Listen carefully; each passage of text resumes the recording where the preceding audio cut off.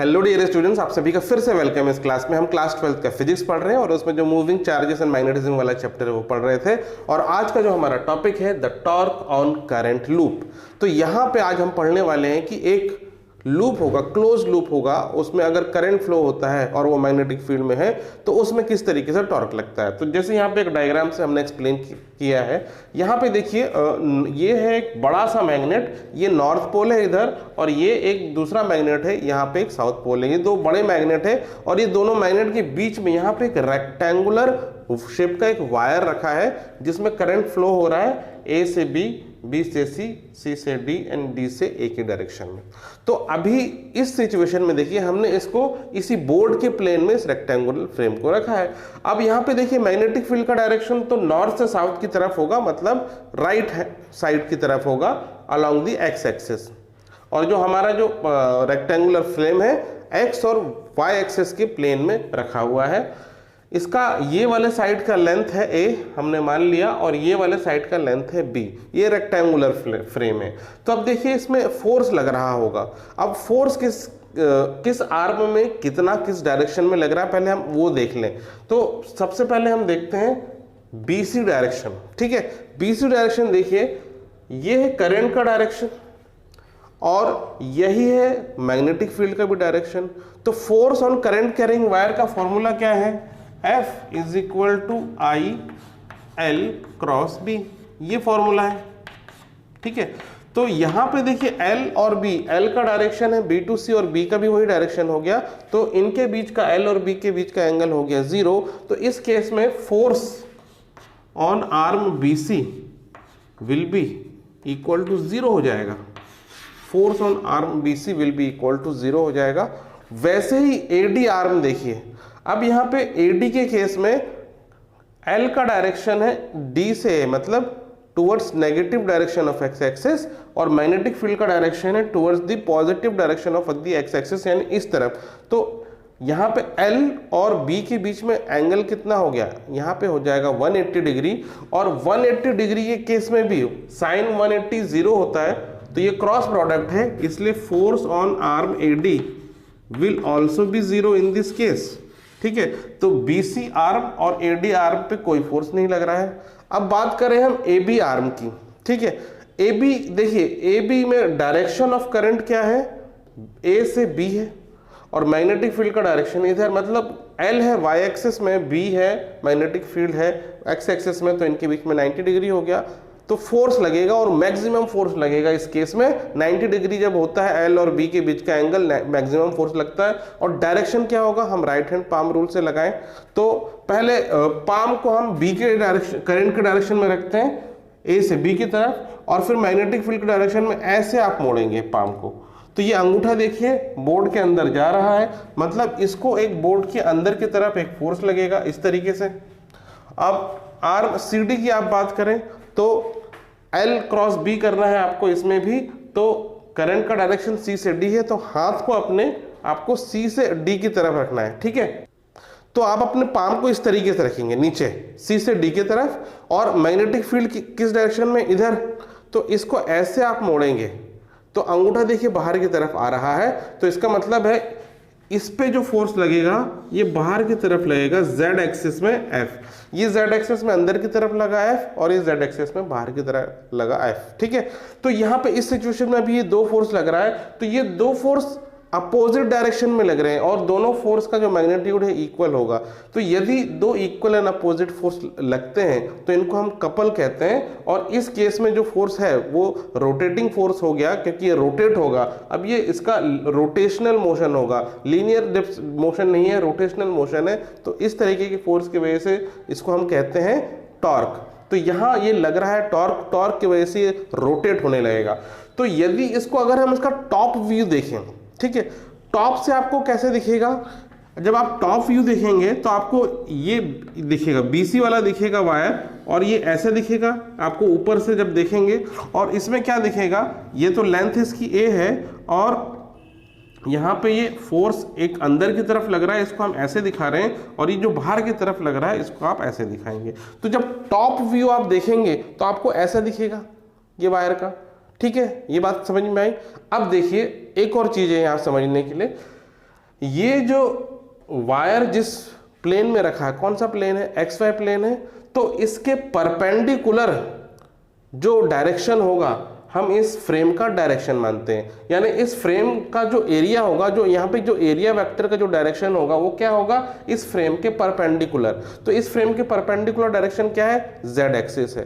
तो इस फ्रेम का जो है डायरेक्शन, इस फ्रेम के नॉर्मल का जो डायरेक्शन है वो perpendicular to the plane of this board है, और मैग्नेटिक फील्ड का डायरेक्शन क्या है, एक्स एक्सिस में।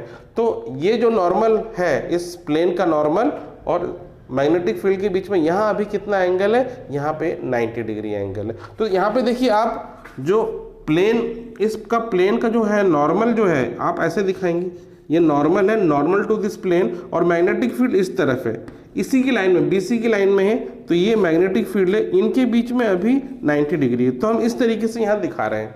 ये मैं क्यों बता रहा हूँ आपको, क्योंकि क्या है, आपको एक्चुअल में बुक में ये फिगर नहीं मिलेगा। अभी क्या होगा, ये फोर्स आगे की तरफ इसको पुश कर रहा है और यहाँ का फोर्स अंदर की तरफ पुश कर रहा है। तो मान लेते हैं, ये देखिए, मान लेते हैं ये एक रेक्टेंगुलर फ्रेम है और ये यहाँ पे ऐसा रखा हुआ है, नॉर्थ और साउथ पोल के बीच रखा हुआ। तो ये वाला जो साइड है, ये सीडी साइड है, ये इसको फोर्स लगा रहा है मैग्नेटिक फील्ड, इधर बाहर की तरफ ये आ रहा है और ये वाला बोर्ड के अंदर जा रहा है। तो ये ऐसा टिल्ट हो जाएगा, ये ऐसा टिल्ट हो जाएगा। तो जब ये टिल्ट हो जाएगा, कुछ एंगल रोटेट हो जाएगा, तो अभी हम उसका पोजीशन थोड़ा सा स्टडी करेंगे। तो मैं अभी दूसरा एक फिगर बना रहा हूं कि ये जो प्लेन ऑफ दिस फ्रेम है थोड़ा सा उड़ गया इस तरीके से, और मैग्नेटिक फील्ड के साथ कुछ इसका एंगल बन रहा है। तो उसको समझने के लिए एक दूसरे फिगर से हम समझेंगे। तो ये देखिए, ये है वो वाला सिचुएशन, यहां हम इसको स्टडी कर रहे हैं। तो ये देखिए, ये जो रेक्टेंगल फ्रेम था पहले ऐसा रखा था, लेकिन अब ये उड़ गया है, तिरछा हो गया है। तो मैग्नेटिक फील्ड के साथ इसका कुछ एंगल बन रहा है, वो एंगल है थीटा। और वो एंगल थीटा कौन सा होगा, इस फ्रेम के परपेंडिकुलर जो डायरेक्शन होगा वो इस फ्रेम का नॉर्मल होगा। तो देखिए ये डायरेक्शन है, इस रेक्टेंगुलर फ्रेम का परपेंडिकुलर ये वाला डायरेक्शन है, और मैग्नेटिक फील्ड का डायरेक्शन क्या है, वो तो इधर एक्स एक्सिस में। तो इनके बीच का जो एंगल बन रहा है वो है थीटा यहाँ पे, ठीक है। यहाँ ध्यान रखना, यहाँ आप इससे जो एंगल बन रहा है ना, इस प्लेन जो इस फ्रेम का प्लेन है उससे आप एंगल नहीं लेते हैं, इस फ्रेम के जो परपेंडिकुलर डायरेक्शन है वो नॉर्मल डायरेक्शन है, उससे जो मैग्नेटिक फील्ड का डायरेक्शन वो यहाँ पे थीटा है।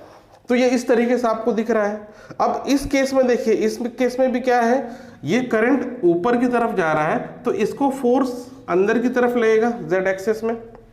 ये फ्रेम ऐसा है, देखिए यहाँ अब इसको और अंदर की तरफ जाना है, और अंदर की तरफ फोर्स लग रहा है, और इस वाले साइड को और बाहर की तरफ फोर्स लग रहा है, क्योंकि अभी भी मैग्नेटिक फील्ड का डायरेक्शन क्या होगा, देखिए आप राइट हैंड पाम रूल से निकालेंगे तो इस हाथ को ऊपर की तरफ आप रखेंगे, फिर मैग्नेटिक फील्ड के डायरेक्शन में मोड़ेंगे आप, तो अभी भी जो अंगूठा आपका इसमें अंदर जा रहा है, तो इसमें अंदर की तरफ फोर्स लगेगा और इस वाले वायर में बाहर की तरफ फोर्स लगेगा, और दोनों फोर्स इक्वल होगा, और यहाँ पे टॉर्क लग रहा है और ये रोटेट होगा। लेकिन इस बार बीसी और एडी वायर में जीरो फोर्स नहीं है, ध्यान रखिए, बीसी और एडी वायर में। इसको समझने के लिए इसको फ्रेम से हम समझते हैं फिर से। देखिए ये जो है, ये फ्रेम है, अभी ये मैग्नेटिक फील्ड के डायरेक्शन में है, बी डायरेक्शन में। लेकिन अगर मैं थोड़ा सा इसको उठा दूं, अब ये एक्स एक्सिस के डायरेक्शन में नहीं है, थोड़ा जेड प्लेन में भी आ गया है। तो मैग्नेटिक फील्ड जो एक्स एक्सिस इसके पीछे है, ये वाला एक्स एक्सिस के पीछे है, और यहाँ इनके बीच कुछ ना कुछ एंगल बन गया है, तो अब यहाँ पे फोर्स लगेगा। लेकिन फोर्स का डायरेक्शन क्या होगा, आप इसको राइट हैंड पाम रूल से निकालिए। तो पहले आप अपने हाथ को इसके ऊपर रखेंगे, यानी बी से सी के डायरेक्शन में करंट फ्लो हो रहा है, और मैग्नेटिक फील्ड का डायरेक्शन क्या है, एक्स एक्सिस में। तो इसको इस तरह से देखिए, इसको मैं अगर एक्स एक्सिस की तरफ मोड़ूंगा तो मेरा अंगूठा ऊपर की तरफ आएगा, यहाँ है, फिर उसको मैं एक्स एक्सिस की तरफ मोड़ूंगा तो अंगूठा ऊपर की तरफ आएगा। तो ये वाला जो आर्म है इसको ऊपर की तरफ फोर्स लगेगा, और वैसे ही आप नीचे वाले आर्म का निकालेंगे तो इसको नीचे की तरफ फोर्स लगेगा। तो इसका मतलब क्या है, ये जो बीसी और एडी वायर है इसमें इस बार जीरो फोर्स नहीं है, लेकिन ये force equal and opposite direction में, और ये कोलिनियर है। ध्यान रखिए, यहाँ पे ये फोर्स कोलिनियर है, तो ये दोनों फोर्स कैंसिल हो जाएंगे। लेकिन इस केस में ये फोर्स जो है इक्वल एंड अपोजिट तो है, लेकिन कोलिनियर नहीं है, इसलिए इनमें मोशन होगा, एक रोटेशनल मोशन होगा। अब इसका अगर आप टॉप व्यू देखें, ये देखिए ये जो फ्रेम है पहले ऐसे रखा था, अब हमने इसको ऐसे रोटेट कर दिया, तो टॉप से आप देखेंगे तो कैसे दिखेगा, ये इस तरीके से दिखेगा। ठीक है, अब ये जो है आपका BC है, BC वाला लेंथ वाला वायर है, टॉप से आपको अब टिल्टेड दिख रहा है, और ये वाला जो लेंथ है ये A है, ठीक है, और ये वाला लेंथ है B है। अब देखिए इस पे ये फोर्स लग रहा है F, और ये भी फोर्स लग रहा है F, और यहाँ पे मैग्नेटिक फील्ड अभी भी x एक्सिस में है। ये जो है ये x एक्सिस का डायरेक्शन है ऐसा, ये B है, ये मैग्नेटिक फील्ड का डायरेक्शन है। और इस बार देखिए नॉर्मल क्या होगा, इस प्लेन के नॉर्मल, मतलब ये डायरेक्शन, इस प्लेन का नॉर्मल, इस प्लेन का नॉर्मल आप जब ऊपर से टॉप व्यू देखेंगे तो क्या दिखेगा, ये दिखेगा, ये इस प्लेन का नॉर्मल है इस बार। ठीक है, तो इस प्लेन का नॉर्मल और ये मैग्नेटिक फील्ड के बीच में जो अभी फिलहाल एंगल है ये है थीटा। ठीक है, हमें इसी की ही जरूरत होती है, तो ये है अभी फिलहाल ये एंगल थीटा है। अब देखिए इस पे जो टॉर्क लगेगा, टॉर्क का आपको फॉर्मूला क्या पता है, magnitude of the either of the force into perpendicular distance between these two force. तो मैग्नीट्यूड ऑफ दिस फोर्स, तो फोर्स से हम इसको रिप्रेजेंट करते हैं, फोर्स इनटू परपेंडिकुलर डिस्टेंस। आपने 11th में पढ़ा है टॉर्क का फॉर्मूला।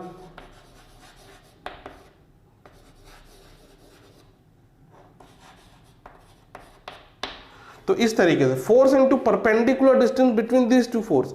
फोर्स कितना लग रहा है, फोर्स आप जानते हैं, फोर्स है F से रिप्रेजेंट करते हैं, and F is equal to I cross B, ये होता है फोर्स। ठीक है, इनटू परपेंडिकुलर डिस्टेंस। अभी परपेंडिकुलर डिस्टेंस पे डिस्कशन करते, पहले इसको हम कंप्लीट कर लेते हैं। आप देखिए यहाँ पे देखिए L और B के बीच में कितना एंगल है, L भले ही देखिए ये जो रेक्टेंगुलर फ्रेम है ये भले ही इस तरीके से रोटेट हो गया है, लेकिन अभी भी L जो है वो y एक्सिस में है और B x एक्सिस में। अभी भी ये इतना उठने के बाद भी ये वाला L और ये वाला L, ये y एक्सिस में है और B x एक्सिस में है, तो अभी भी इनके बीच 90 डिग्री है। तो ये जो फोर्स है ये क्या हो जाएगा, ये हो जाएगा सिंपली ILB sin 91 हो जाएगा। अब रही बात परपेंडिकुलर डिस्टेंस, अब परपेंडिकुलर डिस्टेंस क्या होगा, ये फोर्स और ये फोर्स के बीच परपेंडिकुलर डिस्टेंस आपको निकालना। इस बार डिस्टेंस ये नहीं होगा, ये तो A है बट ये परपेंडिकुलर डिस्टेंस नहीं है। परपेंडिकुलर डिस्टेंस निकालने के लिए हम क्या करेंगे, यहां पे एक लाइन ऐसी खींचिए,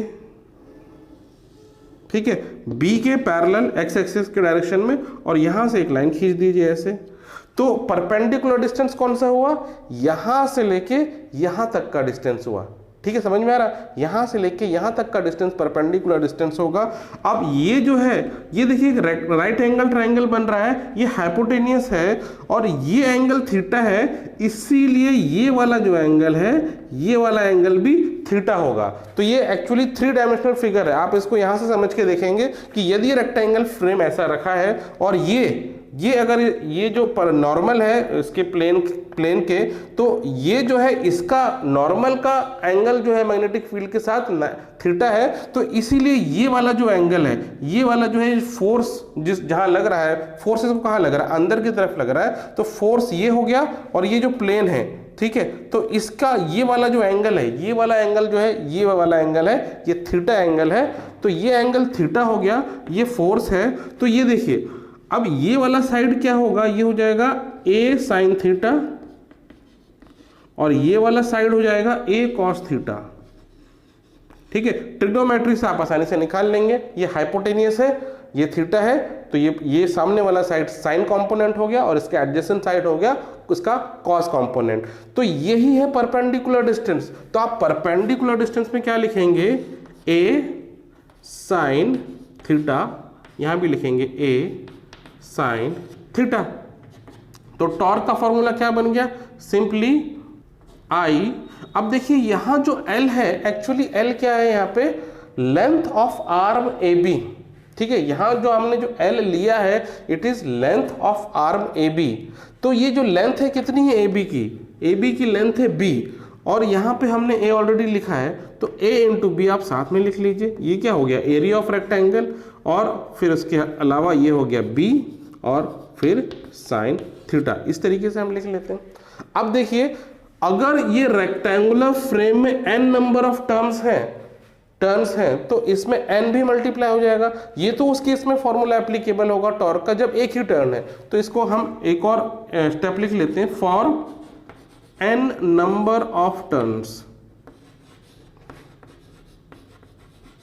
ये फॉर्मूला क्या हो जाएगा, टॉर्क इज इक्वल टू आई। अब ये देखिए ये a इंटू बी क्या है, लेंथ एंड ब्रेथ है, तो इसकी जगह हम इसको क्या रिप्लेस कर सकते हैं, area of this rectangular frame. तो यहां लिख लिया a, फिर b, यहां n भी लगा लेते हैं, for n number of turns and sign theta. तो ये अब एक्सप्रेशन बन गया इस तरीके से, ठीक है। तो अब यहां पे देखिए ये जो NIA है इसको हम रिप्लेस करते हैं। ये एक आप नया टर्म सीखेंगे, ये कहलाता है m, ठीक है। इसको हम कहते हैं m एंड b और साइन थीटा, ठीक है। यहां पे m क्या है, value of m is equal to NIA। यहां पे m क्या रिप्रेजेंट कर रहा है, m is the magnetic moment. जिस तरह आपने डाइपोल इलेक्ट्रोस्टैटिक में पढ़ा था उसका मोमेंट होता है, यहाँ पे ये क्या है, यहाँ मैग्नेटिक मोमेंट रिप्रेजेंट करता है। ये किसी भी क्लोज लूप के लिए हम इसको डिफाइन करते हैं। यहाँ पे ये एक क्लोज लूप में एक करंट घूम रहा है, तो यहाँ पे इसका एक मैग्नेटिक मोमेंट होगा। Magnetic moment actually I into a है, ठीक है। लेकिन अगर n नंबर ऑफ टर्न्स है तो आप n भी मल्टीप्लाई कर देंगे उसमें, उतना वो उतने टाइम्स बढ़ जाएगा उसका मैग्नेटिक मोमेंट। तो इस पूरे को हमने m से रिप्लेस कर दिया। अब ये देखिए क्या हो गया, m b साइन थीटा। अब ये m जो है मैग्नेटिक मोमेंट है, ये एक वेक्टर क्वांटिटी है, और यहाँ मैग्नेटिक फील्ड भी एक वेक्टर क्वांटिटी है, और टॉर्क ये भी एक वेक्टर क्वांटिटी। तो इसका ये मतलब है ये दोनों वेक्टर क्वांटिटी का यहाँ पे होगा क्रॉस प्रोडक्ट। तो आप इस फॉर्मूले को ऐसे भी लिख सकते हैं, ये क्या कहलाएगा, ये इसका स्केलर फॉर्म हो गया, दिस इज स्केलर फॉर्म। और अगर इसका वेक्टर फॉर्म लिखेंगे तो सिंपली m क्रॉस b, इस तरीके से आप लिखेंगे। तो ये देखिए ये बन गया इसका फॉर्मूला टॉर्क का, कि कितना टॉर्क लग रहा है इसके अंदर। तो ये किस चीज पर डिपेंड करेगा, magnetic moment and the magnetic field strength. और मैग्नेटिक मोमेंट का फॉर्मूला होता है NIA, यानी ultimately area, current and the number of the turns per depend करेगा। तो ये इस तरीके से स्केलर फॉर्म है इसका, ये इसको वेक्टर फॉर्म बोल सकते हैं आप, दिस इज वेक्टर फॉर्म। अब यहाँ पे देखिए दो स्पेशल केसेस बनते हैं, depending upon the angle torque कब मैक्सिमम और मिनिमम होता है, ठीक है। तो इसके लिए थोड़ा सा हम यहाँ रब कर लेते हैं। तो देखिए इफ थीटा इज 0 डिग्री, यदि थीटा जो है वो 0 डिग्री है, तो थीटा किसके किसके बीच का एंगल है, पहले बात ये ध्यान रखिए, इस रेक्टेंगुलर फ्रेम का नॉर्मल, ठीक है, इसका नॉर्मल और मैग्नेटिक फील्ड का डायरेक्शन है। देखिए ये जो है रेक्टेंगल फ्रेम अगर ऐसे रखा है तो इस टाइम इसका नॉर्मल का डायरेक्शन क्या है, ये है, ये नॉर्मल का डायरेक्शन है, और मैग्नेटिक फील्ड है एक्स एक्सिस में। देखिए नॉर्मल का डायरेक्शन है जेड एक्सिस और मैग्नेटिक फील्ड एक्स एक्सिस में। तो इस केस में 90 डिग्री हो रहा है, इस केस में 90 डिग्री है between the normal and the magnetic field. तो इस केस में मैक्सिमम टॉर्क लगेगा, इस केस में मैक्सिमम टॉर्क लगेगा। लेकिन अगर इसका डायरेक्शन ऐसा हो जाए, ऐसा मैं अगर रख दूं, ये जेड एक्सिस में अब रखा है ये प्लेन, तो अब नॉर्मल का डायरेक्शन क्या हो गया, ये देखिए ये मैग्नेटिक फील्ड का जो डायरेक्शन है एक्स एक्सिस में ही हो गया नॉर्मल का डायरेक्शन। तो ये बात ध्यान रखेंगे, जब मैं 0 डिग्री बोल रहा हूं तो ये जो प्लेन है ऐसा रखा है, ऐसा नहीं रखा है। जब 0 डिग्री बोल रहा हूं तो जो नॉर्मल का एंगल है मैग्नेटिक फील्ड के साथ वो है, और ये जो प्लेन है इस रेक्टेंगुलर फ्रेम जो है इस तरीके से रखा हुआ है। इस केस में 0 डिग्री हो गया नॉर्मल और मैग्नेटिक फील्ड के बीच का एंगल, और इस केस में टॉर्क 0 हो जाएगा, यानी अब इसको कोई टॉर्क नहीं लगेगा। ये जब ऐसा रखा है तो ये ऐसे ही रखा रहेगा। तो इस केस में अगर ये 0 डिग्री हो गया तो टॉर्क हो जाएगा 0, ठीक है। और यदि थीटा है 90 डिग्री, अब थीटा 90 डिग्री कब होगा, जब ये फ्रेम ऐसे रखा है, और इस केस में जब ये एक्स वाई प्लेन में रखा है ये, तब मैक्सिमम टॉर्क लगता है। और उसकी वैल्यू कितनी हो जाएगी, सिंपली साइन थीटा की वैल्यू 1 हो जाएगी। तो this is simply m into B, ठीक है। तो इस तरीके से ये टॉर्क का एक्सप्रेशन होता है। अब इसके ऊपर हम करेंगे एक न्यूमेरिकल। तो ये देखिए ये न्यूमेरिकल है, उसमें क्या दिया है, calculate the torque on a 100 turn rectangular coil. अब हमारे पास एक रेक्टेंगुलर कॉइल है इस तरीके का, इसमें नंबर ऑफ टर्न्स दिया हुआ है, नंबर ऑफ टर्न है 100, यानी n की वैल्यू आपको दी है। फिर उसके बाद क्या है, length of the coil is 40 centimetre, यानी ये वाला साइड दिया है तो लेंथ को हम ए अभी फिलहाल डिनोट कर देते हैं इसी के रेफरेंस में। लेंथ दिया है 40 सेंटीमीटर और ब्रेड्थ दिया है 20 सेंटीमीटर, तो बी लिख लेते हैं, ब्रेड्थ दिया है 20 सेंटीमीटर। तो देखिए हमको एक्चुअली लेंथ और ब्रेड्थ से क्या निकालना होता है, यहाँ पे एरिया की जरूरत पड़ती है तो हम डायरेक्ट एरिया लिखेंगे, एरिया इन दोनों को मल्टीप्लाई करेंगे। अब देखिए ये सेंटीमीटर में दिया है तो पहले तो आप इसको मीटर में कन्वर्ट करो, तो 40 को मीटर में कन्वर्ट करेंगे तो 0.4 मीटर और 20 हो जाएगा 0.2 मीटर। अब इन दोनों को मल्टीप्लाई कर देंगे तो 2 4 8, तो 0.08 मीटर स्क्वायर, ये हो गया एरिया। ठीक है, तो दो चीज़ हमको यहाँ से मिली, एक तो नंबर ऑफ टर्न मिला और एक एरिया मिला इस रेक्टेंगुलर फ्रेम का। अब इसके बाद देखिए आगे क्या लिखा है, carrying a current of 10 ampere, यानी आपको करंट भी दिया है, करंट दिया है, current is equal to 10 ampere. तो यहाँ तो देखिए सारी ही चीज़ें दी हुई है। फिर उसके बाद क्या बोला है, when the coil is making an angle of 60 degree with the magnetic field. अब देखिए यहाँ पे थोड़ा सा ट्रिकी है क्वेश्चन, यहाँ पे क्या दिया है, ये वाला एंगल नहीं दिया है कि नॉर्मल कितना एंगल बना रहा है मैग्नेटिक फील्ड के साथ, बल्कि ये बोला है कि ये जो कॉइल का फ्रेम है वो 60 डिग्री बना रहा है। देखिए इसका मतलब क्या है, ये जो फ्रेम है एक्स एक्सिस से, ये जो पूरा फ्रेम एक्स एक्सिस से 60 डिग्री बना रहा है, लेकिन हमें जो थीटा है इस फ्रेम की जो नॉर्मल है वो मैग्नेटिक फील्ड से कितना एंगल बना रहा है वो चाहिए फॉर्मूले में। तो वो कैसे निकालेंगे, तो simply theta will be is equal to 90 minus 60। ठीक है, क्योंकि जो नॉर्मल है it is perpendicular to the plane, जो फ्रेम है उसके परपेंडिकुलर है, और ये जो एंगल है 60 डिग्री वो फ्रेम का बन रहा है, इस रेक्टेंगुलर कॉइल का बन रहा है मैग्नेटिक फील्ड से, तो इसके नॉर्मल का कितना हो जाएगा, 90 माइनस 60 हो जाएगा, and this will be equal to 30 degree. तो थीटा मिल गया 30 डिग्री और मैग्नेटिक फील्ड दिया है 3 टेस्ला, तो मैग्नेटिक फील्ड भी आपको दिया है। अब निकालना है टॉर्क, और तो टॉर्क का आप फॉर्मूला लिखेंगे, टॉर्क होता है m क्रॉस b। ठीक है, ये टॉर्क का फॉर्मूला है, ये वेक्टर फॉर्म है, लेकिन हमको इसका मैग्नीट्यूड चाहिए तो इसका स्केलर फॉर्म आप लिखेंगे, torque is equal to M B sine theta. तो m है यहाँ पे मैग्नेटिक मोमेंट और m की वैल्यू यहाँ पे क्या है, m की वैल्यू है NIA, तो आप इसको यहाँ लिखेंगे तो ये हो जाएगा NIA फिर b फिर साइन थीटा। अब यहाँ पे केवल आपको इसकी वैल्यू रखनी है और सॉल्व करना है। n है 100, I है 10 एम्पियर, एरिया है 0.08, b है 3 टेस्ला एंड साइन 30 यानी साइन हाफ हो जाएगा, इसकी वैल्यू साइन 30 हाफ होता है। अब इसको आप सॉल्व कर लो, देखियो 100 इंटू 0.08 करेंगे तो ये तो 8 हो गया, इसमें आप 10 मल्टीप्लाई कर देंगे तो 80 हो गया, और इसमें 3 मल्टीप्लाई कर देंगे और इंटू हाफ कर देंगे तो ये इससे कट गया, ये हो गया 40, 43 is 120, तो 120 न्यूटन मीटर। तो ये टॉर्क है, इसकी वैल्यू आ रही है 120 newton metre. So I hope अब आपको समझ में आ गया होगा कि torque on a current carrying loop in a magnetic field किस तरीके से निकाला जाता है। बस इसका ये मेन फॉर्मूला है, इसको आप ध्यान रखेंगे तो आप आसानी से क्वेश्चन को सॉल्व कर सकते हैं। So that's all for today's class. Take care of yourself and have a nice day.